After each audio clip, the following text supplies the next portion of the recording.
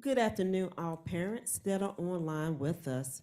Tonight, we will be covering understanding your rights, your roles, and responsibilities within the EC process. I am Michelle Royster, the parent coordinator for Nash County Public Schools, and we are blessed to be able to have Mrs. Christy Grant, the executive director for Student Services, and Ms. Tequila Jones, the MTSS coordinator for the school district.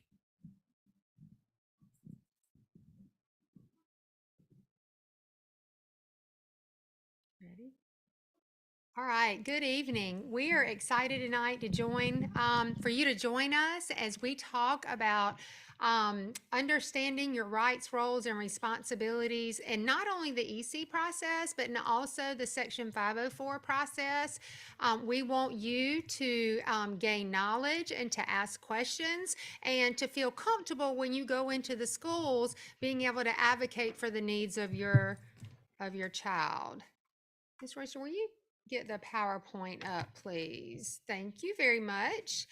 So we are going to start off just talking about all students and how all students are entitled to FAPE, which is a free, appropriate public education. So when we think about that, we look at this circles because we look at the whole, all the students, right? So all the students in the district are entitled to a free and appropriate education. And you'll hear terms like core instruction or tier one.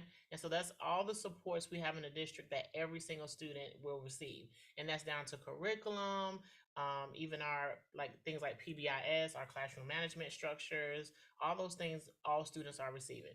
So then we'll look at below that is students with impairments. So you might have a student who, let's just say, has diabetes, and they just need a care plan to make sure that they have access to their medical needs are met during the school day. But then we have students that may have impairments that's also limiting a major life activity. And so those students would be the ones that qualify under 504 based off their disability and then how that disability affects them in their learning environment. Okay, and then we're going to have a small group of our district who are students who have a disability that does impair their functioning, and they also need specially designed instruction, which would be defined on the IEP for each specific child, very individualized. So again, we start with all students. We go down to a smaller group of students with impairments, a much smaller group with substantial limitations, and then an even smaller group. So we just kind of wanted you to get the big picture of the students in our districts and how they play out in terms of the different groups. Okay, so if we look first what is the difference between an IEP and a Section 504 plan? We covered this in our first session that we did. For those of you who are not able to attend with us, we're just going to recap, but we would love for you to go back to the last session that we did and listen to that to get a much deeper picture of what the 504 plan and the IEP plan look like. And we're going to delve a little bit into that. But both an IEP and a Section 504 plan serve students with disabilities, and both of them do provide whichever accommodations the team determines are needed for each group of students. But only students with an IEP receive specially designed instruction, which would be students who are served in an inclusion setting where you've got a regular ed teacher and an EC teacher, or a resource setting, or in a separate setting, which may need to be with an EC teacher all day. So the specially designed instruction is going to include direct teaching in academics, social emotional skills, organization study skills, functional skills. It could be communication skills. It even really could be motor skills if the child qualifies for occupational therapy or physical therapy.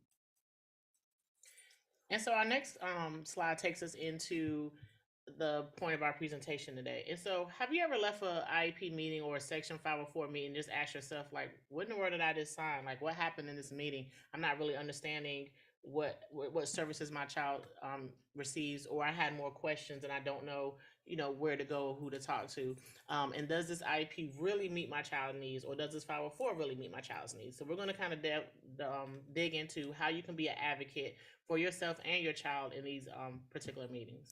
I think one of the things too, Ms. Jones, in that section is we often have parents who go in and they're very intimidated by the amount of school staff that are in the room, that are sitting around the table, and they don't want to ask the questions that they really probably need to ask or maybe thinking, because it is kind of an intimidating setting for our parents. And while we try not to have that, I think increasing you and equipping you with the knowledge to go in to see what really the process is about should help that. But you're always welcome to follow back up, and we're going to talk about that kind of at the end if you still leave wondering these questions. And the biggest key is to remember, when you come into those meetings, you are part of the team. Even though they're school staff, you are part of that decision making team. That helps us lead right into the next section of really what classifies you as a parent. And we have a definition of a parent because we see parents in many different forms these days. And the definition of a parent is a biological or adoptive parent, and this is straight from our policy. It also could include a foster parent, unless the law states they cannot act as a parent. So if you're in a therapeutic foster parent situation, we're going to talk about what will happen and who will serve in the role of a parent on the next slide. But this, a foster parent who is not deemed a therapeutic foster parent could serve as the parent. Or any individual who's acting in place of the biological or adoptive parent with whom the child lives or is legally responsible. And a lot of times we see family members, grandparents or aunts, uncles, so forth. So a surrogate parent, by definition, cannot be an employee of the LEA or the SEA, state, or the local educational system, or any other agency that's involved in education, such as childcare or DHHS, group homes, and again, like Ms. Grant just mentioned, therapeutic foster parents. Um, they have to have no personal or professional interest that conflicts with the interest of the child, hence why they can't be from the school system or from any educational system. And they have to have knowledge and skills that ensure that they're able to represent that child, and be able to best discuss and understand what that child's needs to be a part of that conversation. Yeah, so they're really like a neutral party. Yeah. They are going to serve and act upon what is in the best interest of the student. And so that they do kind of serve during that time as the role of the parent during those meetings. So a surrogate parent is needed when no parent can be identified, when we can't locate the parent, or either parental rights have been terminated by both sets of parents. We do as we do make reasonable efforts to locate parents because we do want parent involvement, because oftentimes there's a rich history that we miss when the parents are not at the table. If the child is a ward of the state, or if I just talked about when parental rights have been terminated, or we sometimes see where the rights to make educational decisions have been terminated by the courts. We also have children who are unaccompanied homeless youth, as defined by our McKinney-Vento Homeless Assistance Act, where we would find a surrogate parent as well. We do provide surrogate parent training to any group of people who would like to participate as a surrogate parent. If you're out there and listening, and you would love to fill this role and it sounds interesting to you, then please email one of us on the front slide. We are always looking for surrogate parents. So we're going to jump into what are your rights as a parent, and we're going to look at rights for meetings that you're looking at IEP or exceptional children's services, and we'll look at what your rights are as a under Section 504. Okay, so the first one provides you with information. You should get a handbook of parent rights, and it's your rights and responsibilities in special education. And it is a publication that is through the North Carolina Department of Public Instruction, the EC Division, Exceptional Children's Division. And that handbook is rich of information. It gives you all the information about your rights, the rights of your child, the responsibilities that we have, toward meeting the needs of your child, and who to contact, and how to go through the process of when you're concerned that the schools are not doing what they need to do for your children. It kind of tells you the hierarchy of who to contact. So your first point of contact with 504 or with Exceptional Children's with EC would be to contact myself or Miss Jones at the email on the front slide, and let us try to help work out that complaint and facilitate some meetings between you and the school system. And then you do have the rights to contact the State Department that are all outlined in your Parent Rights Handbook. So the Handbook of Parent Rights is given to you by your child's school. You can, at certain times during the process, but you can ask for a copy of this at any point in time. We did get to where we were given out where you could access it electronically, but we do have hard copies anytime a parent asks for it. So we talked a little bit about how the parent has the right to a free, appropriate public education. These are just some of the little inserts that you'll see when you read the Parent Rights Handbook. And free means like no cost to you, and appropriate means that it is a program that is individually designed to meet the student's unique educational needs.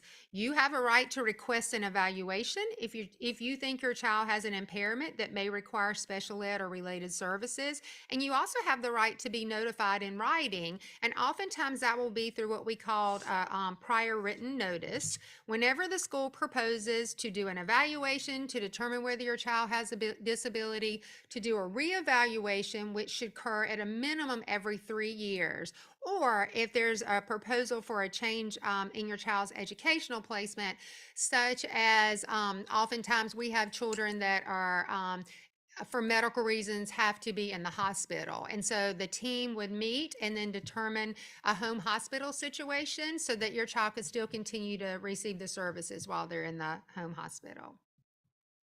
Also, in the Parent Rights Handbook, you'll see that you have a right to informed consent. So you have a right to understand and agree in writing to an evaluation and educational placement decision for your child. Your consent is voluntary, and you can withdraw that consent at any time. We could not do formal evaluations without having you consent to those. You also have a right, as I stated on the previous screen, to request an evaluation at any point in time. So the school must reevaluate your child if the conditions warrant, if something changes with your child, or we see your child where they're starting to struggle, say in math, where they weren't struggling in math before. We were serving them in reading, but now we need to get in and do some further evaluations in the area of math.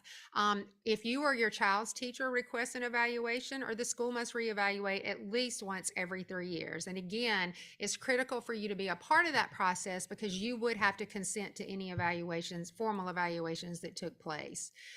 You also have the right to have your child tested in the language that he or she knows best. For example, if your child's primary language is Spanish, this is the language in which he or she must be tested. Students who are deaf have the right to an interpreter during the testing, and students who are blind or visually impaired have the right to have the test provided in Braille or large print, or to even have the test read aloud, so that it's not an access issue for the testing, and we have a true picture of where the child is functioning, and not where the language barriers are. And just like exceptional children's services, you have rights under Section 504 and ADA. And so Section 504 is really about the protection of students with disabilities. Again, you have the right to be informed about the due process rights as far as like who do you need to contact when you have concerns. And again, those people will be myself and Ms. Grant that are, and our emails are listed at the beginning of the PowerPoint. You also have the right for your child to have the same equal access to all school activities, academic and non-academic activities, as their non-disabled peers. Your child also has the right to have an education in the least restrictive setting as possible. And in order to do that, if we need to include accommodations and modifications related to services, they have the right to receive those so that they are in the same playing field as their non-disabled peers. Similar to IEP, you will also receive a prior written notice to discuss any evaluations, any referrals, and any placements that are made for students who qualify under Section 504. And then just to continue, again, very similar to exceptional children's services, you have a right for your child to have a fair evaluation, and we need to make sure that evaluations is appropriate to address the concerns that we have for that student, especially if we're making any type of placement changes. If we're talking about changing their environment, we need to make sure we have the correct data to support that decision making process. And you have the right to an appeal process, and you also have a right to review all copies of records in school, any school documents related to your student. And so we also have linked up here the actual notice of Section 504 parent rights. And so you can click on that link to have a copy. But you should receive a copy at every meeting of what your rights are. And again, if you ever have any questions regarding 504 or IEP, you can always reach out to myself or Ms. Grant. Ms. Jones, let me address that last bullet because that holds true for any educational record Yes. of the student. And if you want to request copies of past things in Section 504 or the IEP process, if you will just send an email or put a written request in to your the principal of your school, then within 10 days they are to give you the copies of all the school records that you request. Okay, so what is your role? Let's talk kind of about how we want you to be involved, and we really want you to play an active role throughout this entire process. You, as a parent, have such valuable knowledge and input about your child's learning and behavior, and there are sometimes or very often things that occur in the home that we don't see in the schools, or things that we see in the schools that you don't see at home. And it's so good when we can sit together and get a clear picture of what's happening in the home, what's happening in the community, and what's happening at school, so that we can truly dig deep and try to put some services in place that not only help the children at school, but may also help you or help when you're out in the community. You are a continuous member of the special ed team or the 504 team, and we really encourage you to always participate. Since we have been doing virtual meetings, really since COVID came about, we have seen a real increase in the parent participation because it's easier for you to participate than to take off of work. And that we recognize that, and I'm thankful that we are able to continue the participation in that manner. Any way that we can get you to play an active role in the process. As you're doing tonight, being a part and playing an active role in the process is just become as informed as you can. Don't be afraid to ask the questions. If you need to email somebody, if you want to talk with the teacher, the administrator, you can email us to say, hey, I just had this IEP meeting, but I really want to make sure I'm clear of what happened, or can you talk to me about more information about the plan or what goes here? Basically, you're the most important advocate for your child. And while the teachers and the school system does what they think is best, ultimately, sometimes what we think is best, we see a different light when we get that parent perspective. And I just want to add to that too, Ms. Grant. Do not be discouraged That's when right. she mentioned earlier the things that you say the school says they don't see that, or the school, things that the school say you don't see that at home. That's just an opportunity for us to dig deeper into what is truly going on with the student, and to really, maybe we need to request more evaluations. Maybe we need to do some more interventions. So look at that as an opportunity, not that we're trying to shut down that student receiving what they need, but that's just an opportunity for us to do more investigation to make sure that we're really identifying the needs of this student. So when you see there's a disconnect between what the school is saying and what you're saying, just look at that as an opportunity for us to have to dig deeper. And so we want to talk about what your responsibilities are. Ms. Grant kind of already alluded to that. You are your child's best advocate. We would love for you to develop a partnership with your school. And the best way to build those relationships is just to communicate. Communicate all information. If you're saying that things are happening at school, start documenting some of those things. Time of day really helps us when we're looking at what's going on with students. So if you're saying certain things are happening at certain times of day, that's something that we could also help you address at home. Share. I don't believe there's any such thing as sharing too much information. Family dynamics, all those things that are going on, even things that may be going on with you that you feel like might not be impacting your child, may really be impacting your child. But those relationships grow based off communication. if you don't understand something, always ask for clarification, always ask for explanations. You have the right in your parent rights to make sure that you leave these meetings fully understand what took place in this meeting, what the expectations are, and what your role is in any way that and who to contact if you still have more questions beyond the meeting. Make sure you understand all aspects of the IEP. If you were able to view our first video, that IEP is very long, very It detailed, and is. has a lot of information. Please make sure you ask questions if you're not sure. Even if you're like, why are they even asking this question? Why do they need to know this? Or why is all this data here? What does this mean? Ask the questions because it can be a lot of information to absorb, and you may get home and be like, I just don't understand this. This is what we're here for. Same thing with the 504 plan. If you're not understanding, like, why was this decision made, or why are we saying we need to use this accommodation, ask that question. And we do ask, though, that you try to resolve those problems at the school first by contacting your 504 coordinator at the school level, the EC teachers at the school level, and definitely the administrators at the school level. A lot of times when you all call them, they'll reach out to us to try to help Mhm. solve your concerns or address your concerns. And sometimes they bring us in and we'll end up calling you before you have a chance to call us because our goal is to always make sure that you feel supported and your child is getting the support that they need at the school. Okay, so one of the things we talked about was for you to be knowledgeable. And if you're listening to this right now, then that's exactly what you're doing, is gaining some valuable information. So what is special education? You've heard us talk about that. And outlined in policies, just know that when someone says special education, we're talking about specially designed instruction at no cost to the parent to meet the unique needs of a child with a disability. That the unique needs of the child make it hard to define and put in a box exactly what those services are, because the services for each child may be very different because the needs of the children are so different. Special ed is the instruction that's specially designed to meet the unique needs of the child. It's not a place. It doesn't mean the child can't learn or is not intelligent. Sometimes they just need a little more support from another teacher or another staff member or a speech therapist or an occupational therapist or physical therapist to really help them gain the skills they need, and then close the gaps that they may have preventing them from fully participating in the regular curriculum. So that leads us to what is Section 504. And I mentioned earlier that Section 504 protects individuals with disabilities. So any entity that is receiving federal funds cannot deny anyone with a disability from participating or receiving benefits of programs and activities. And so there's a misconception that if you qualify under Section 504, you automatically qualify for a plan. So the first question that we ask in section 504 is the student disabled? What is a disability?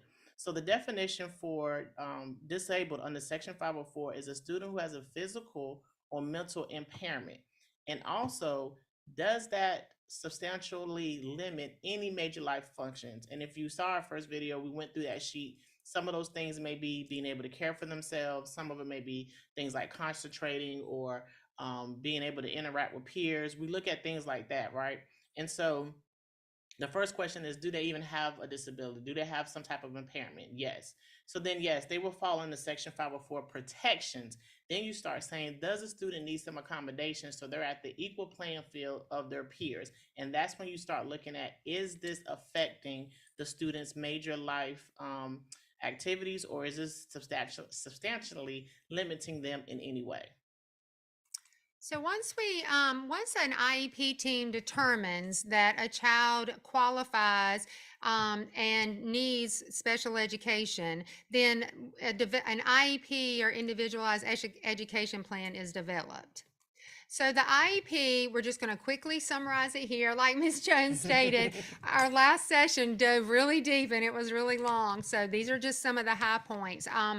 It does provide the documentation of what exactly your child needs. It'll give them their strengths and weaknesses and what they should be receiving for special education and related services. And it goes really deep to help you or define for you 5 times a week at 60 minutes for reading, or 4 times a week for this service, or 1 times a week for this. So you'll know exactly and have a clear picture of what the special education services are or the related services services that your child's receiving. So it states the programs and services you and the school system have agreed that are necessary for your child to receive that appropriate education. The IEP is a legally binding agreement. So what is written in that IEP, the school has to do. So it must provide the services and programs listed in the IEP. It does not have to provide services that are not listed in the IEP. In order for them to be listed in the IEP, then the team does have to have the data to show that the child needs that. The IEP team is an opportunity for you and your school staff to truly work together to create that program that meets the needs of your child. You have the right to request an IEP meeting at any point in time during the school year. And the IEP is written to be at least once a year for every special education student. But in that last part, or more often if needed, so we know that very well, especially with our younger children, during the life of that year IEP, things could change with your child. And then we need to come back together as a team and readdress whichever changes those are. Say they're starting to not want to come to school, and so we're starting to see an attendance issue. Then the IEP team could come together and talk about what they're seeing in terms of why the attendance issue is occurring, and is there a barrier in place that maybe the team can put some services and try to help that child. So don't think that, no, I have to wait that whole year for that IEP meeting, because if you as a parent have a concern, you can call the school or email the teacher and just say, I would like to request for the IEP team to come together for us to talk about some concerns I have. Please know that you don't have to have an IEP meeting to have a just parent-teacher conference. Sometimes there's just time you need to go sit down and talk to the exceptional children's teacher, the special education teacher, or one of the related service providers, just about, hey, can I get some ideas at home so that I can help out? That doesn't have to be any type of formal meeting. You can still schedule those informal meetings with the staff. And so then what is a 504 plan? And you'll also hear us referred to as the Equal Education Opportunity Plan, or EEOP. And again, that goes back to if your child qualifies under Section 504, which is the first question, do they have a disability? And then how does that disability substantially limit them, or how it affects their major life activities? I'm just going to go over the actual 504 plan layout. Again, like we keep mentioning in our previous video, we dug a little deeper. But there are four parts to the 504 plan. If you look at the part in red, it just talks about the student's information. It'll list what has impacted their major life activity. It'll also list what their impairment is. You will also see if there are any mitigating factors. And when we say mitigating factors, such as if is a student on medication, or let's just say the student has issues with walking, but they're using a wheelchair or a walker, we will put that there. We'll also include the eligibility date, the date they qualified under Section 504, and then you'll see a year date, because we review 504 plans yearly. We do reevals similar to IEPs every 3 years. And again, you don't have to wait until the end of the year to bring up your questions. This is a living document, and it can be addressed or modified at any time. Then you get to the red section, they'll talk about the needs and accommodations. I want to highlight the difference in wording. If you, when Miss Grant was saying that someone may have reading 45 minutes, special education, math 45 minutes, 5 days a week, special education, that's specially designed instruction. If we're in a 504 meeting and we're saying that this student needs to have his instruction adjusted, and we need to put a time block, and it needs to happen every day of the week, then we're talking about specially designed instruction. But if we're saying that a student sits in class and he struggles with the content because he can't focus, he's easily distracted, then we'll look at accommodations, where maybe putting the student closer to the teacher, or maybe send him in the back of the class or the front of the class where everyone is behind him, so he can't look at the kids and see what they're doing. Or maybe we need to put something on their desk where they can touch when they need to fidget a little bit. Those are the accommodations, so that he can be at the same playing field or the same level as his peers, but he can still get the content in the same way as his peers. If they need to get the content in a different way as far as instruction, then we start looking at exceptional children's services. So where you see needs, it will be very specific, like this student has a hard time focusing. And then we'll start talking about what those accommodations will look like and what we can put in place to address that student not being able to focus. Sometimes it even may say, because the student struggles with concentration, that sometimes we need to modify their assignments, and that could be the teacher's discretion. And when we say modify, we don't mean that your child just gets to answer whatever questions they want to answer, but we'll say, hey, if we know this test is taken on the average student 60 minutes, then your child may not be able to get through all the question in 60, but the teacher has data that they've been able to do 75% of the test in 60 minutes. Then we can make those adjustments. If you look at the green section, we look at where did this information come from? Because again, all of our decisions are data driven. And then in the orange section is all the signatures of those who attended the meeting. Definitely make sure that you're part of those meetings, that you sign. This is also helpful too when, let's just say, things come up and the teacher said, well, I didn't know that. Well, you have a copy of the 504 plan and you see that they signed it, so they are aware of it. And everyone's required to acknowledge that they received a copy of the 504 plan as regards to your teacher, your students' teachers. Again, just like IEP, these are legally binding. Again, I'm gonna repeat, they are a living document and can be updated at any time. Anytime concerns arise, anytime the data is telling us that we need to sit down and have a conversation, we can sit down and have a 504 meeting. The next slide is just from the previous presentation. It kind of explains the different parts, and I mentioned those already, but I just want to give you a deeper explanation if you come back and look at this later. Okay, so the other thing that we have that goes along with our IEPs or our Section 504 plans is our FBAs and BIPs. So it's a functional behavior assessment and a behavior intervention plan, which are put in place to specifically address behaviors that the student's having. So we just wanted you to kind of see the quick difference, because we often have a lot of questions about FBAs and BIPs. So an FBA is a functional behavior assessment. It's a systematic process where we collect information about the problem behavior, what is it the child's struggling with, and determine the cause or the function of that behavior. Why is that behavior occurring? We collect data. There's observations. There's a record review that takes place. So there's what's called a direct, where we do go in and do data from actual watching the child in the classroom, and indirect, which may be rating scales or interviews with you and with the teachers and other staff members that the child may come in contact with during the day. So then we use the information from the functional behavior assessment to develop a behavior intervention plan. And that behavior intervention plan is a part of the Section 504 plan or the IEP. Even though it's a separate document, it is still a part of a legally binding document. So that is the formal written document that is developed following the completion of the FBA, where we learned what the problem behavior was and the function and the why behind that behavior was occurring. And then we outline interventions that the team feels like, based on the data that we have, need to be put in place that could help reduce the problem behavior, replace it, or reinforce it with a desired behavior. So what do we want to change with that child, with the child's behavior, in order to help them to get to a positive behavior that doesn't prevent them from learning? Ms. Grant, can I add something Sure. to that? You mentioned formal. So these would take place normally in some type of meeting. But your child, you may hear your school say, well, we have your child on a behavior plan. And that might be something that the teacher is just doing individually in their classroom. That might be their BATE, the behavior academic intervention team of that school may have chosen as the intervention.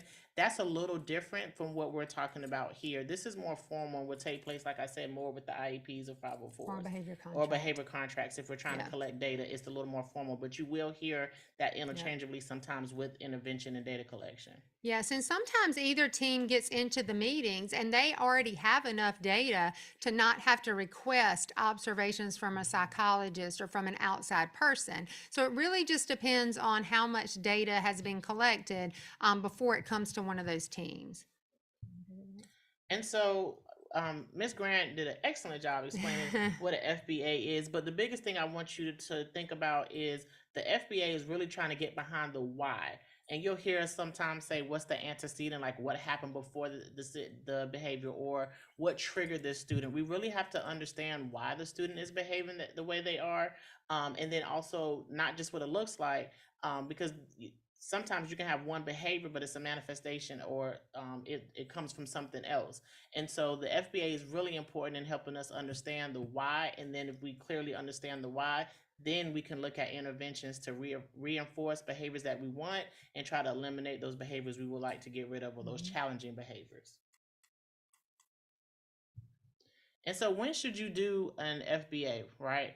And so anytime that the student's behavior is to the point that it is affecting their learning, or it's affecting the learning of others, or when it's dangerous or potentially dangerous. So for example, if we have, a student that whenever they're told no gets upset and starts throwing things, or or tries to harm themselves when they don't understand their work, or things like that. Those are the things that we would need to sit down and say, this child probably we need to intervene with this child's behavior.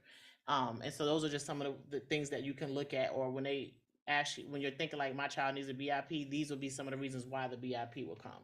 And I think if we go back to the beginning and look at the circles where we talked about all of the students in the school, and then we tier down to smaller groups of students to eventually those that need specially designed instruction, it works the same way with addressing the needs of the children with behavior. So oftentimes in our core, our tier one, you're going to hear that there's some PBIS rewards or positive behavior intervention supports put in place for all students that are helping to maintain the structure of the school. We do a program called CHAMPS, which is teaching children how to do school, basically. I don't know if you want to talk about that any, but that's kind of our core, so that we're working on the overall behavior for all students with in the core. And CHAMPS even goes deeper into looking at the structures of your classroom, looking at how students' behavior changes over time. So, we always talk about in our CHAMPS training, for example, that, after lunch or after recess is sometimes a struggle for all students. And so making adjustments in your core one or your tier one, which is the things we do for all students during that time, looking at scheduling, just helping teachers understand the child mind, and then making sure we set up structures that are developmentally appropriate to teach students how to do school, as Ms. Sure. Grant said. And we also have our social emotional learning, such as you may have heard about second steps. It is really teaching skills to the students. And then we have those students who may need to be on an informal behavior plan that the teacher may just do within her classroom, or a behavior contract with which the school may do for all children. And then we tier down even deeper into getting into okay, this behavior is a little bit more than what the student, they need a little bit more than what they're getting in the core, with the core instruction that is addressing behavior, the social emotional learning. And the teacher has their behavior plan in place, and there's a behavior contract, and we're still seeing some behaviors of the student. Then let's dig a little bit deeper. Let's then take it to a team and see, okay, what is our data telling us? We need to figure out what the function of the behavior is, and then the plan that we can put in place to help break that cycle of behavior for the child.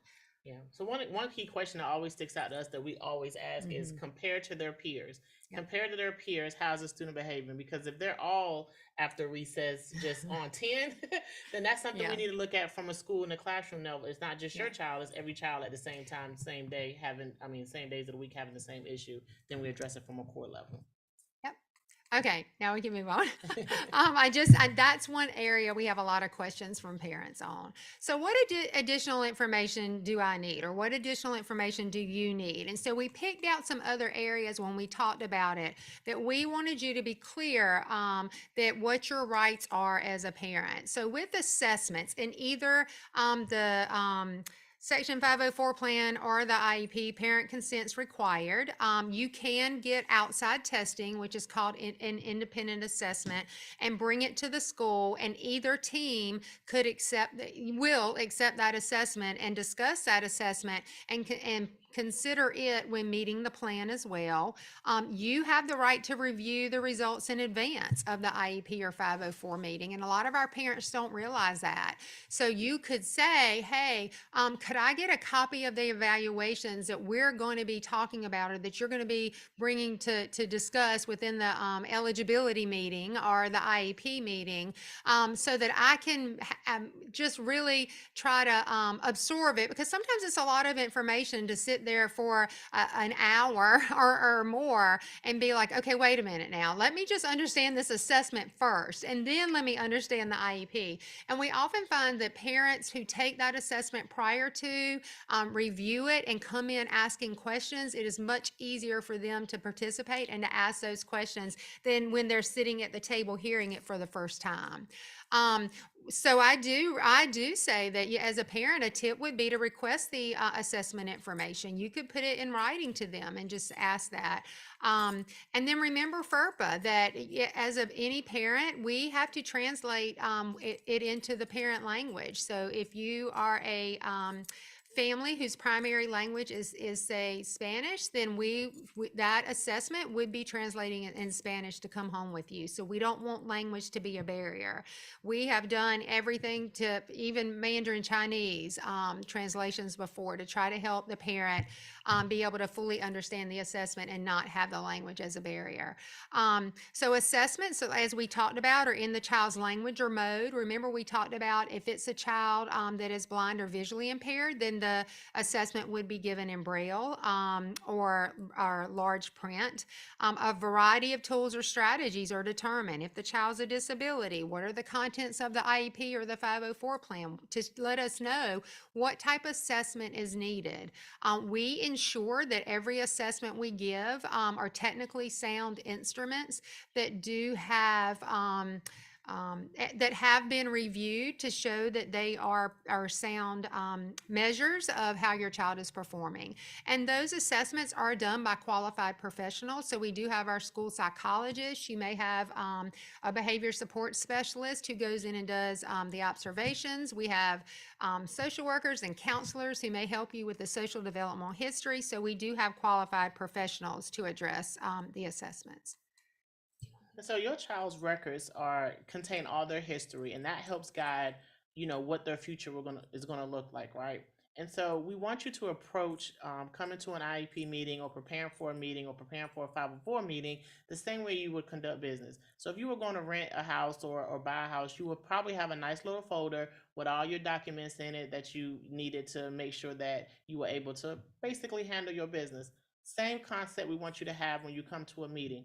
Have all your documentation with you that you want to provide with us. If provide to us, if you've already provided to us, still bring the copies of it just so you can assure that we have it. Always put all your requests and all your documentation in writing. So if you're saying that you have concerns about your child, I would spend some time really listing out what those concerns are and be very specific in what your concerns are. And be truthful with this. If there's something going on in the household, even if you think that's not going to impact my child, it may be impacting your child. So anything going on in the environment with your child, anything going on in the home, please make sure you share all of that and be very direct and honest with us. If you send something to the school, if you send it by email, set your email up so you have proof that it was open. If you leave it at the front office, ask the person to sign off on a sticky note that they received this information so you can say, yeah, I dropped it off on this day and this is the person that I gave it to. Keep phone logs for when you have conversations with the teachers or with the administrators concerning your child, especially as it relates to the IEP or 504, and collect all your emails of correspondence with them as well. And again, these are also things that we tell the schools to make sure that they have so that everyone comes to the table with their documentation. Request records when needed. Like Ms. Grant said, you need to put that in writing and go directly to the school administrator. But we really want you to look at this as a business meeting, coming prepared with all your information and even your questions. Like if you have questions and as they pop into your head, make you a questions list so you won't forget. Because most times when we get into the meeting and we start really talking about the business of supporting your student, we tend to forget the things like, oh, I meant to ask that, I meant to ask that. Write them down as you think about them before you come to the meeting. Okay, so some of the big key words that we consider are advocacy stars, things that we want you to really, that we are having our staff within our schools work on, and we would love for you as parents to work on to truly be able to advocate for your child. So I think one of the things we talked about tonight is communication, and communication is the key, in my opinion.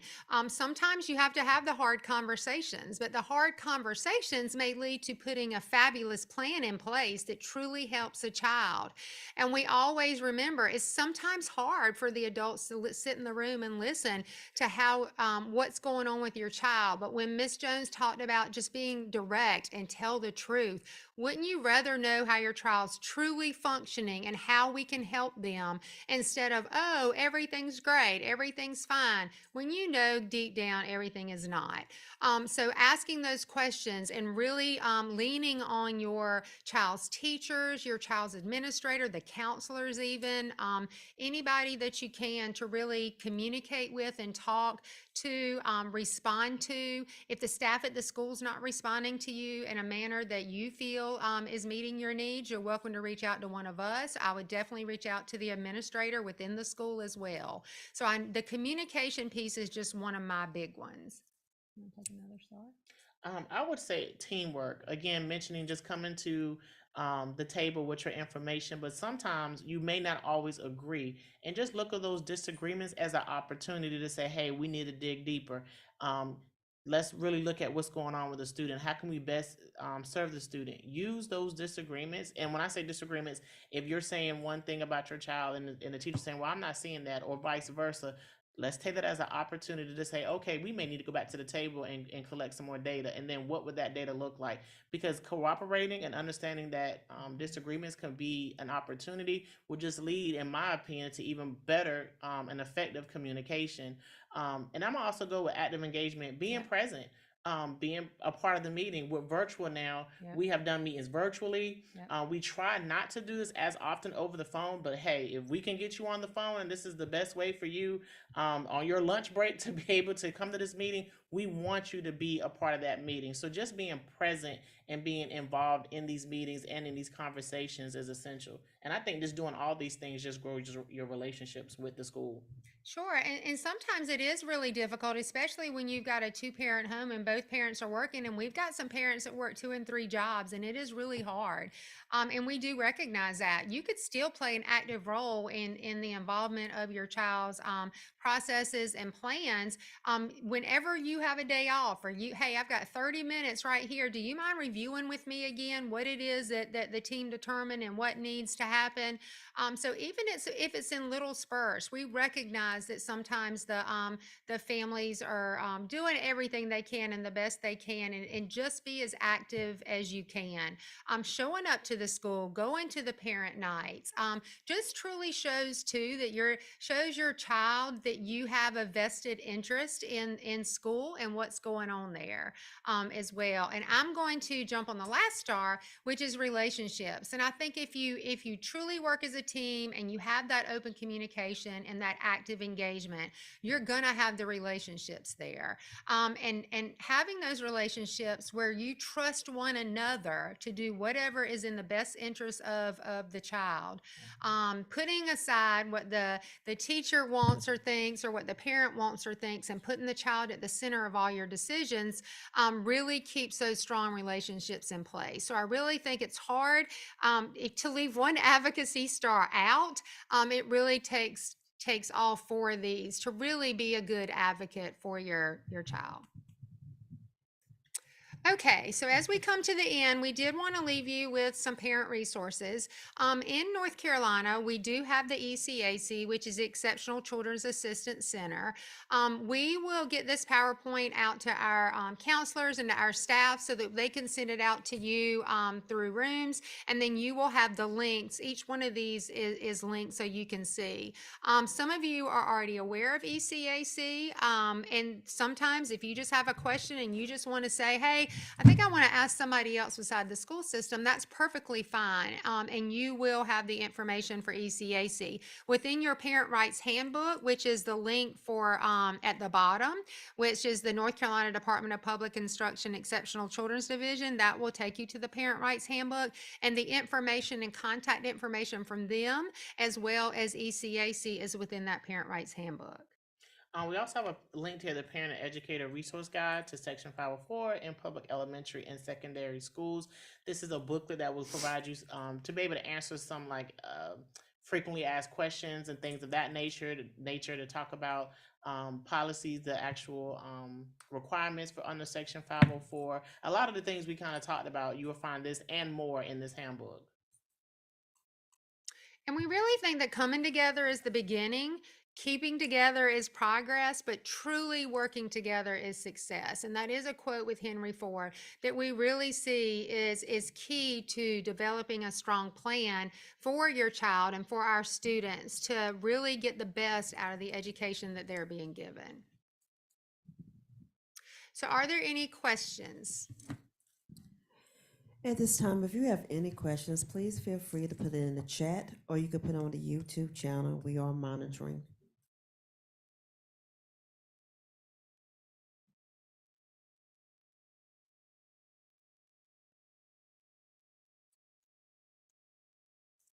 We are not receiving or seeing any questions at this time.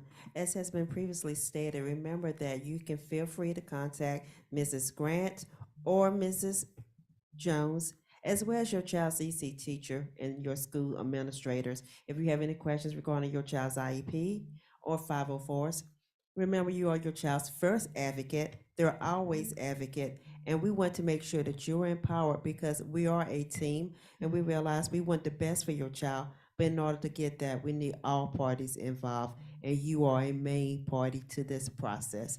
We would like to wish you all a great night. Once again, this will be on the district's YouTube channel. We encourage you to please continue to watch videos such as this. And in 2 weeks, we will have another one focused on IEPs and 504s. This is concerning the myths that you may have heard and any questions that you may have. Have a good night. Goodbye. Thank you. Thank you.